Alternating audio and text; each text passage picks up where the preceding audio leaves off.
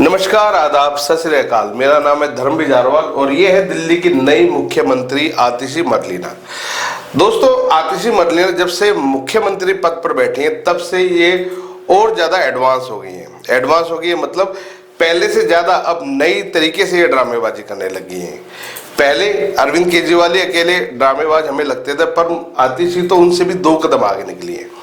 दोस्तों, आतिशी ने आज अपने कार्यालय में, अपने दफ्तर के अंदर प्रेस कॉन्फ्रेंस की और बाकायदा उन्होंने दिखाया कि उन्होंने जो अरविंद केजरीवाल जी का दफ्तर था उसके अंदर जो उनकी कुर्सी थी, उनकी कुर्सी के साथ में उन्होंने एक अलग से कुर्सी लगाई और बाकायदा ये बताया कि जो हमारे अरविंद केजरीवाल जी हैं, और ख़ास तौर से उन्होंने अरविंद केजरीवाल जी की तुलना भगवान श्री राम से भी कर दी और खुद की तुलना जो भरत जी थे, भगवान श्री राम के जो भाई थे भरत जी थे, उनके साथ खुद की तुलना की।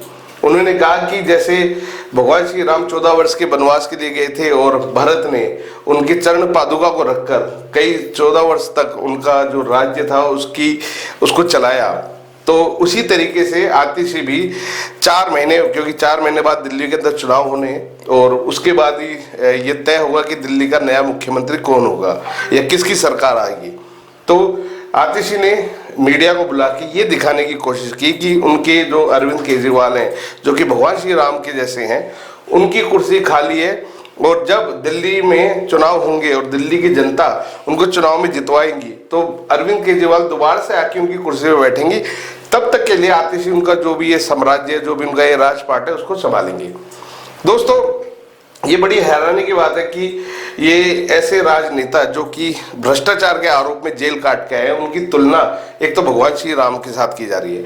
आतिशी खुद की तुलना भरत जी के बराबर कर रही है, जबकि ये नहीं जानते कि उनके पथ पर चलना या जिस पथ पर वो भगवान श्री राम चला करते थे, भरत जी चला करते थे, उसके पथ पर चलना तो इनके लिए शायद 1% भी पॉसिबल नहीं है, क्योंकि इनके तमाम लोग या तो सिर्फ ड्रामेबाजी करते हैं या फिर भ्रष्टाचारी हैं।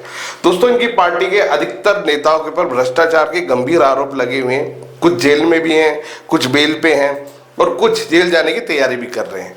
दोस्तों, ऐसे लोगों को क्या इस तरह की बातें कहने का कोई अधिकार है? किस अधिकार से इस तरह की बातें कह रहे हैं? दोस्तों, कहीं ना कहीं इन्होंने जो आने वाले चुनाव हैं फरवरी के अंदर दिल्ली के अंदर, उनको लेकर अभी से अपनी रणनीति तैयार कर ली है। जैसे कि हमने आपको पहले भी बताया था कि ये अपनी इन सब ड्रामेबाजों से सिर्फ और सिर्फ दिल्ली के लोगों से एक सहानुभूति चाहते हैं, एक सिंपैथी चाहते हैं, ताकि चुनावी जीत सके। केजरीवाल जी ने इस्तीफा दिया सिर्फ और सिर्फ एक ही कारण था, ताकि हरियाणा के चुनाव में वो अपने बढ़ चढ़ कर रैलियां कर सकें, दिल्ली के चुनाव की तैयारी वो अभी से कर सके। दोस्तों, ये बड़ा ही बड़ी गहरी राजनीति इस बार अरविंद केजरीवाल खेल रहे हैं और कहीं ना कहीं इसका फायदा भी उनको मिलेगा। देखने वाली बात ये होगी कि दिल्ली की जनता जो पिछले 10 साल से बेवकूफ़ बनती आ रही है, वो अब दोबारा बेवकूफ़ बनेगी या फिर इनको आईना दिखाएगी, ये समय बताएगा। फिलहाल क्या कुछ कहा है आतिशी मरलेना ने, आप भी सुनिए इस वीडियो के अंदर। और इनको लेकर दोस्तों, खासतौर से आम आदमी पार्टी को लेकर आप लोग क्या सोचते हैं, हमें कमेंट्स करके जरूर बताएं। धन्यवाद। आज मैंने दिल्ली के मुख्यमंत्री का कार्यभार संभाला है, जिम्मेदारी संभाली है। आज मेरे मन की वही व्यथा है जो भरत जी की थी, जब भगवान श्री राम 14 वर्ष के लिए अयोध्या से वनवास पे गए और भरत जी को अयोध्या का शासन संभालना पड़ा। जिस तरह भरत जी ने 14 साल तक भगवान श्री राम की खड़ाऊ रखकर अयोध्या का शासन संभाला, उसी तरह से आने वाले 4 महीने के लिए मैं दिल्ली सरकार चलाऊंगी। भगवान श्री राम ने अपने पिताजी द्वारा दिए गए एक वचन को निभाने के लिए 14 साल का वनवास स्वीकार किया। इसीलिए हम भगवान श्री राम को मर्यादा पुरुषोत्तम कहते हैं। उनकी जिंदगी हम सबके लिए मर्यादा और नैतिकता की एक मिसाल है। बिल्कुल उसी तरह अरविंद केजरीवाल जी ने इस देश की राजनीति में मर्यादा और नैतिकता की एक मिसाल कायम की है।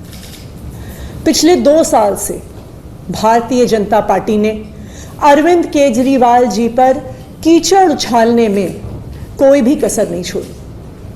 उन पर झूठे मुकदमे लगाए, उनको गिरफ्तार किया, उनको 6 महीने तक जेल में रखा। जब अरविंद केजरीवाल जी को सुप्रीम कोर्ट ने जमानत दी तो उन्होंने कहा कि अरविंद केजरीवाल जी की गिरफ्तारी एक दुर्भावना के तहत हुई है। शायद कोई भी और नेता होता तो मुख्यमंत्री की कुर्सी पे बैठने से पहले 2 मिनट भी नहीं सोचता, लेकिन अरविंद केजरीवाल जी ने कहा कि मैं तब तक मुख्यमंत्री की इस कुर्सी पे नहीं बैठूंगा जब तक दिल्ली के लोग उनकी ईमानदारी पर भरोसा नहीं दिखाते हैं, और उन्होंने मुख्यमंत्री पद से इस्तीफा दे दिया।